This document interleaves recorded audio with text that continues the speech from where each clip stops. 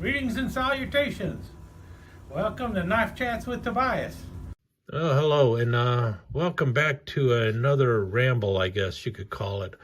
I'm going to try and answer a couple of viewer questions, as well as give my opinion on a few things that I have seen on various knife groups.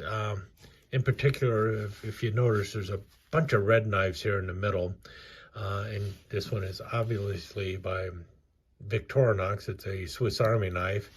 And I would say what we have here are Swiss Army knockoffs. And the reason I'm showing these is because of some of the comments that people have said about Swiss Army knockoffs.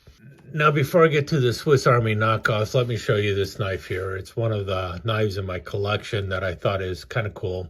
It's a retired pattern. If you notice here, looking at the top, it's a 3-layer knife. It is basically the Explorer minus the scissors.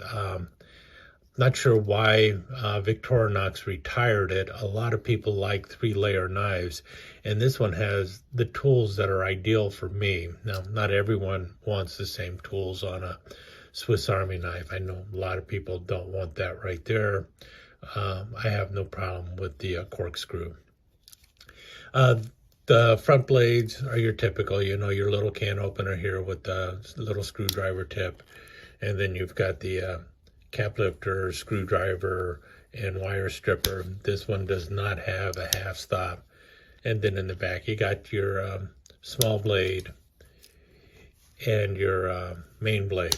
I wish this small blade was a nail file. You want a nail file in place of a small blade, get an old Wenger. Wenger did that a lot. They used to do a nail file quite often. For some reason, Victorinox just never wanted to put a nail file on their 91 millimeter models. The cool thing in the middle, though, is what I really like about this. You've got the number 2 Phillips screwdriver dropping right down the middle, and this is where I like my screwdriver to be. And then the other thing it has over here is a magnifying glass, which I find very useful because I use it all the time when I'm examining tank stamps and stuff like that. I've talked about that in the past. Now, when I discovered that the Traveler was a retired pattern by Victorinox and very difficult to find, I decided I did not want to carry it anymore. And so I switched to something else that was out there that was similar to the Traveler, and that was this knife here. This is the Swiss Army Spartan Light. And as you can see, it still has the number 2 Phillips, which was the main driver on this thing. That's what I really liked about it. Otherwise, it's got the same blades going on there, other than the magnifying glass. Instead, it has this light down the middle here, and you open this up and you can replace the batteries. This is just a little plastic container that holds the batteries. Come on, you see right there, it takes 2 little watch batteries. And the problem with this is it has this on-off switch on the top here, see, and it moves back and forth.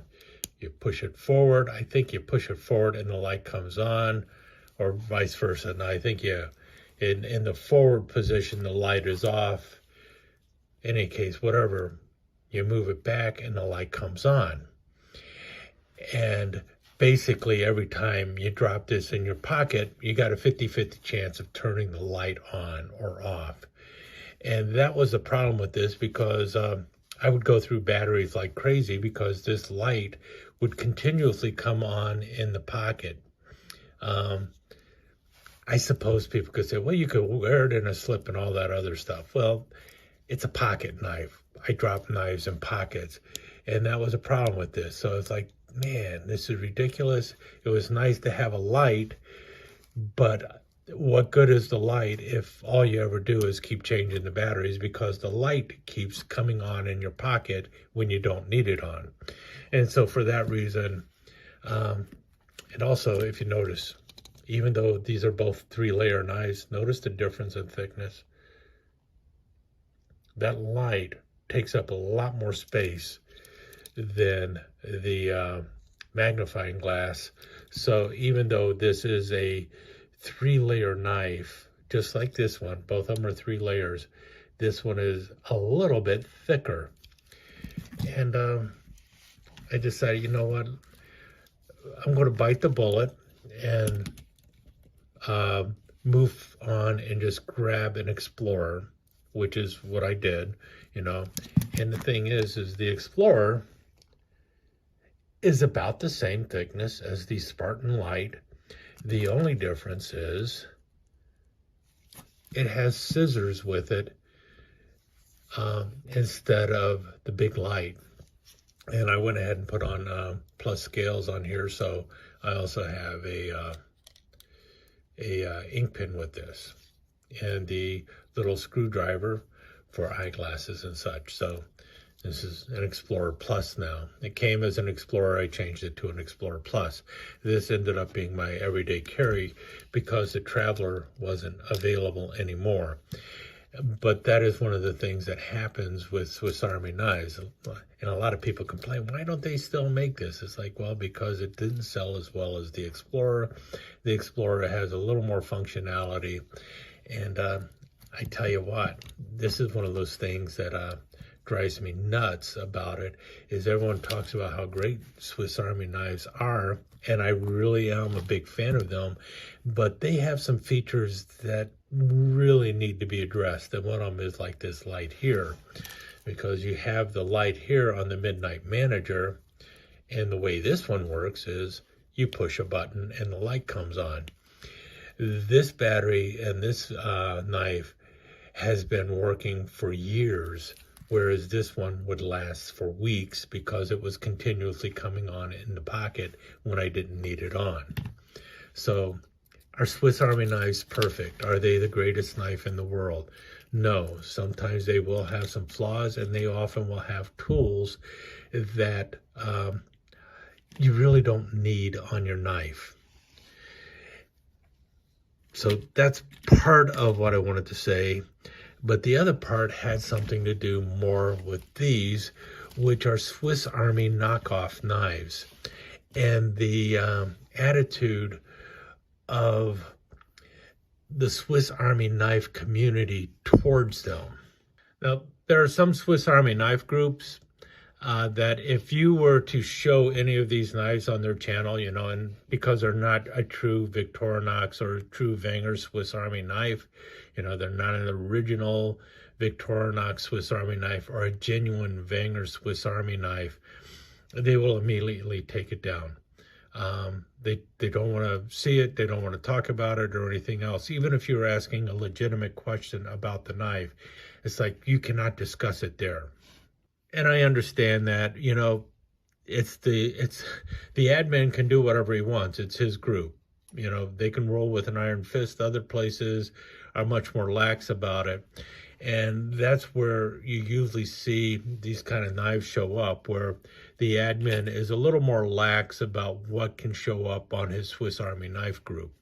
And that's usually where the nastiness kicks in, because, all right, this one is by Imperial in their Century series. It was actually made in Germany. This is by Mikov. It was actually made in Czechoslovakia. This is a Royal Crest knife.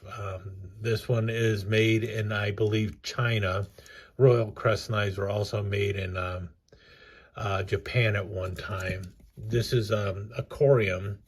These were originally made in Solingen, Germany, and then later they were made in Japan. I don't remember where this one was made. This one is a German-made Corium knife. And then this is Ozark Trail back here. For those who don't know, Ozark Trail is the brand name for Walmart. So all of those are Swiss Army knockoff knives. I've got Swiss Army knockoff knives from all over the place. You would ask, why would a serious knife collector even think of collecting them? I mean, they're knockoffs. and immediately people will say they're just junk. Now, for me, these knives are not necessarily junk. They may be poorer quality than an original Swiss Army knife, but what they are also is an important part of the history of Swiss Army knives, because it kind of shows just how popular these knives were, that so many companies decided to try and copy them or replicate them. Right to the point of the colonial knives, and this is the Swiss Master series, and you see here they actually put a cross on their knife. That was a little too close to what Victorinox was doing on some of their knives, to the point where I believe there was a lawsuit involved, and they ended up changing their shield. So this was an early one, a Camp Master. This is basically just a four-bladed camp knife that's kind of got things a little screwed up. It's got the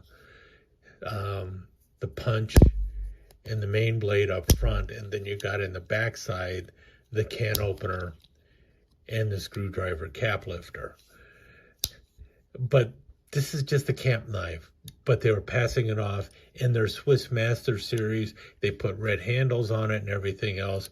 Everyone knows exactly what they were trying to do. They were trying to compete with Victorinox. And they even came out with things like the Mountain Guide, which really had some blades on here that you do not see in Victorinox. Right down the middle here, you got a big hawkbill blade. You don't find that on a Victorinox knife. So that was something that was a little bit different. And then here is the Imperial Matterhorn. Yeah, this one's by Imperial. This is Colonial. This is Imperial. Both of these companies were doing this. Everyone knows exactly why they were doing it. They were trying to capitalize off of the popularity of Victorinox Swiss Army knives, or Wenger Swiss Army knives. These are closer to something you would expect from Wenger, because Wenger had all sorts of funky blades on some of their knives. So you can see what's going on, and that is part of the history of Swiss Army knives, is that they were so popular that even American companies realized that Victorinox was cutting into their bottom line, so they had to try and find an answer to it. And they did that by slapping red handles on knives and then selling them with Swiss-sounding names. I think that's fascinating. Does that mean the knives are junk? 420 steel. We know that for a fact. Possibly 420 steel as well. So the steel quality was not the same as what you were seeing in a Victorinox knife at the time. Now here's one of the dreaded knives of when it comes to Swiss Army knockoffs, and that's by Royal Crest. This is the shield for Royal Crest. These knives were made in Japan at one time, and then later they were made in China, and these are truly a Swiss Army knockoff. They tried to do their best to replicate a Swiss Army knife, right down to, as you can see here, this is one of the newer ones that they make, and it's got your can opener, which is the same as what you see on a Swiss Army knife. And on the other side here, you have the cap lifter screwdriver with the wire stripper, and it has the half stop going on. And if you notice, you can see it right there, right there. The cover is already broken. The scale.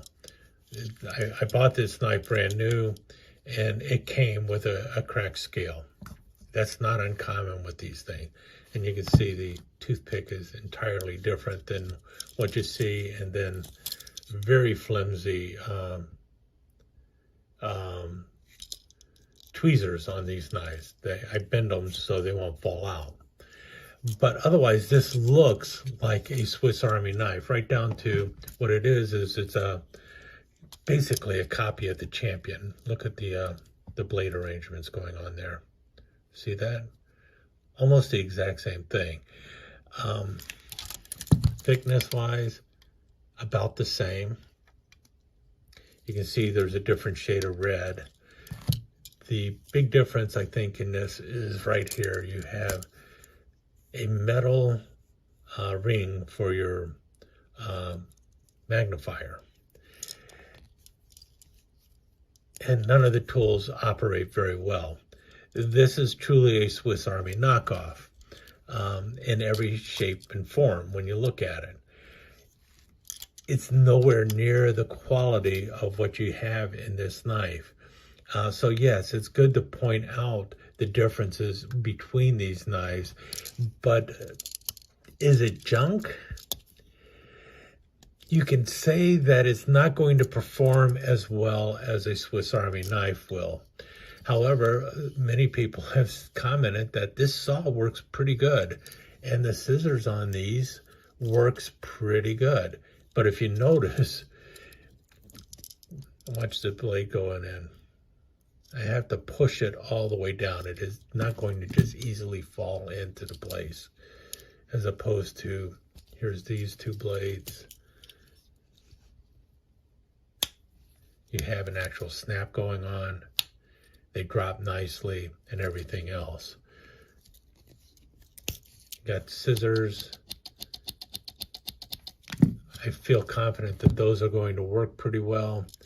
You have scissors on this one. You can see that the spring is not nearly as strong. See how far it pops? But will they both cut? Okay, Swiss Army knife scissors.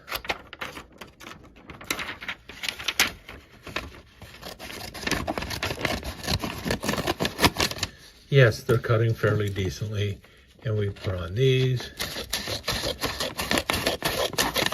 They're not cutting bad either, so they will work, but the functionality overall is just not as good, you know.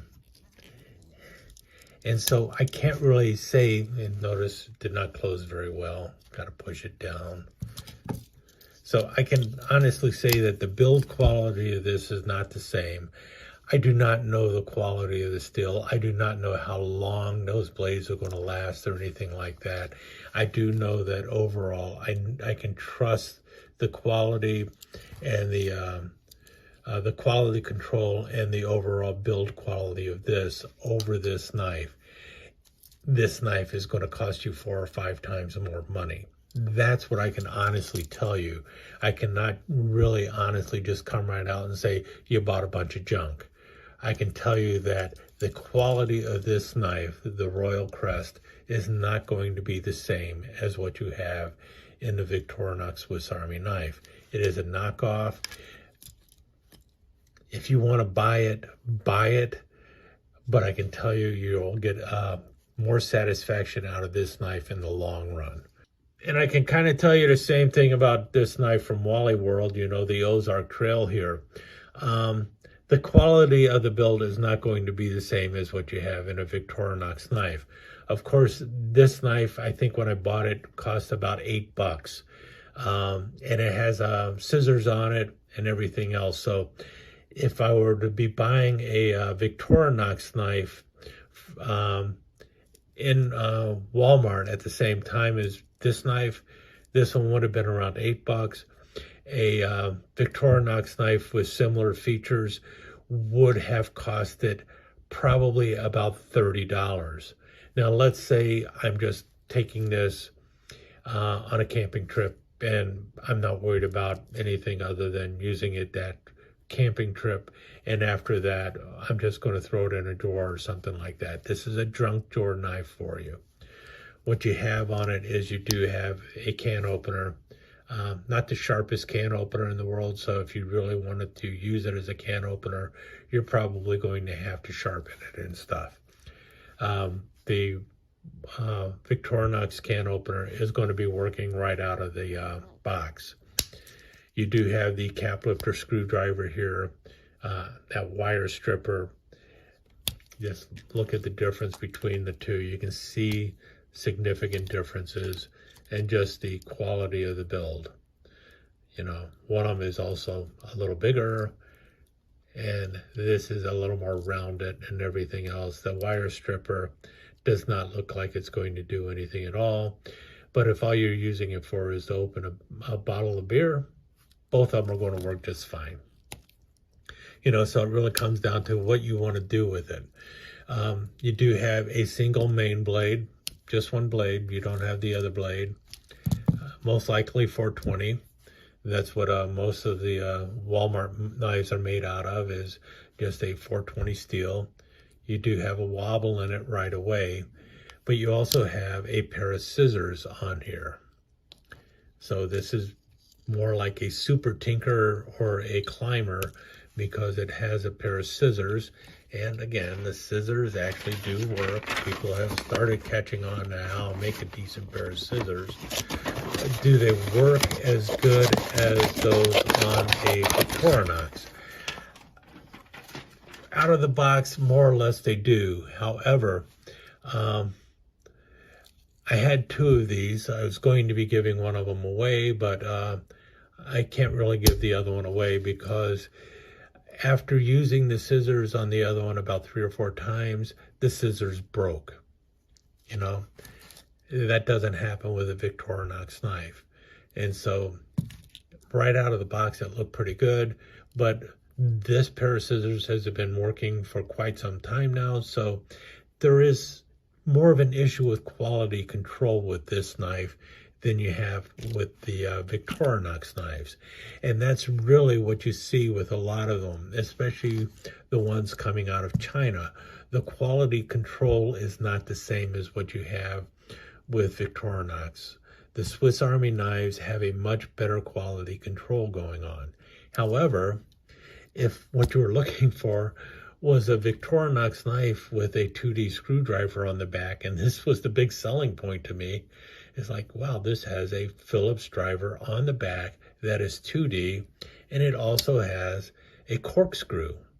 You don't see that on Victorinox knives. Now, Wenger offered a knife with a 2D screwdriver. I think this was called the Fly Fisherman, and they put it in the right place. They put it on the end here, and they replaced the small blade with a Phillips driver, and they had to actually put a little Phillips screw on there so you knew what in the world this was for.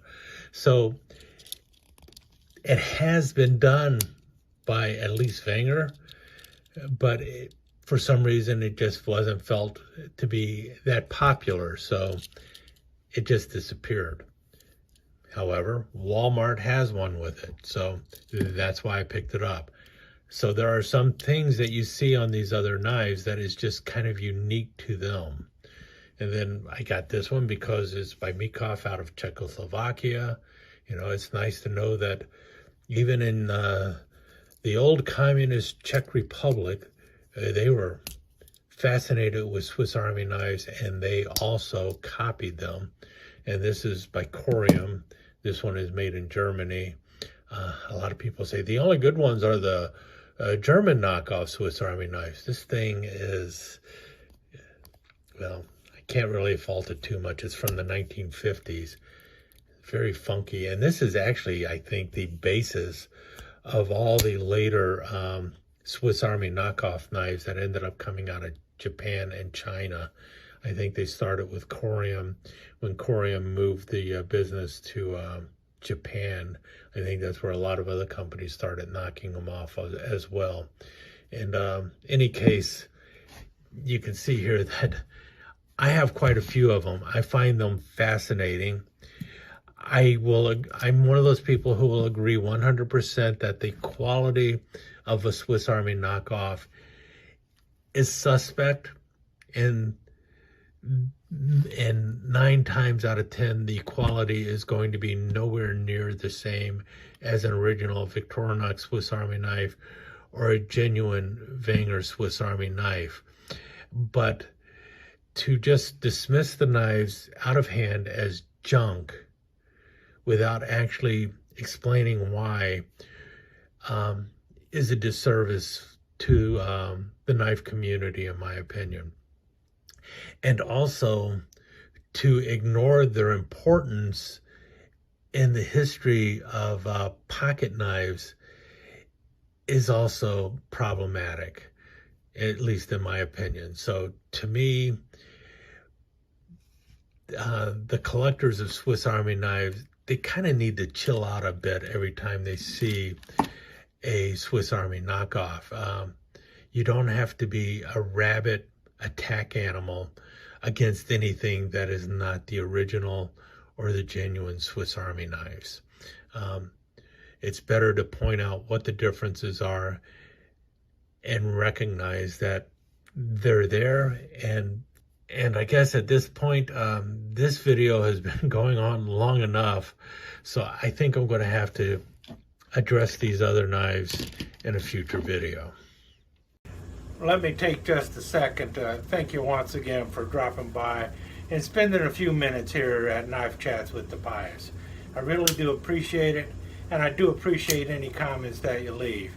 So please remember to give me that thumbs up, and also don't forget to subscribe and ring that notification bell so you'll know when the next episode is up and running. Thanks again for dropping by. Really do appreciate your time here.